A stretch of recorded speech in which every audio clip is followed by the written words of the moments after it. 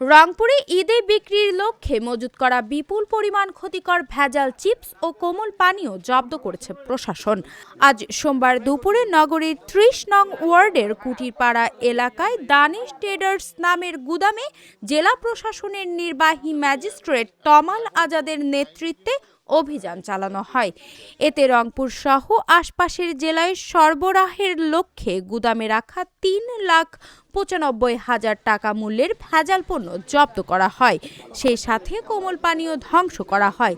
এ ঘটনায় ওই গুদামের মালিক দানিশকে ১ লাখ টাকা জরিমানা করা হয়। দুইটা অভিযান পরিচালনা করেছি দুইটা প্রতিষ্ঠানে। তো এখানে আমরা প্রথমে আমাদের যে অভিযান পরিচালনা করেছি ওখানে অনিবন্ধিতভাবে স্বাস্থ্যের জন্য হুমকিকর এরকম কিছু খাদ্যপণ্য বা শিশু খাদ্য সেগুলো আমরা সংরক্ষণ, প্রক্রিয়াকরণ এবং বিক্রয়করণের অপরাধে আমরা ১ লক্ষ টাকা জরিমানা করেছি এবং আমরা সেগুলো ধ্বংস করার জন্য আমরা জব্দ করেছি।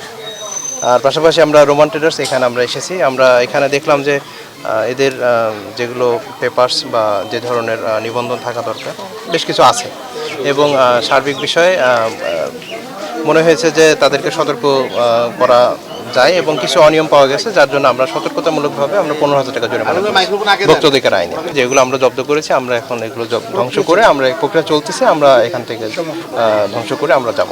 আমরা অলরেডি আমরা কোম্পানির অ্যাড্রেস আমরা নিয়েছি এবং যে কোম্পানিগুলো তৈরি করছে আমরা সেখানেও যেন অভিযান পরিচালনা করা হয় আমরা তথ্যগুলো আমরা সংশ্লিষ্ট ডিপার্টমেন্টকে আমরা দিব এবং যেহেতু কোম্পানিগুলো রংপুরের বাইরে কিছু আছে আমরা সেখানে আমরা অভিযানের জন্য আমরা সংশ্লিষ্ট ডিপার্টমেন্টকে মাধ্যমে আমরা জানাবো।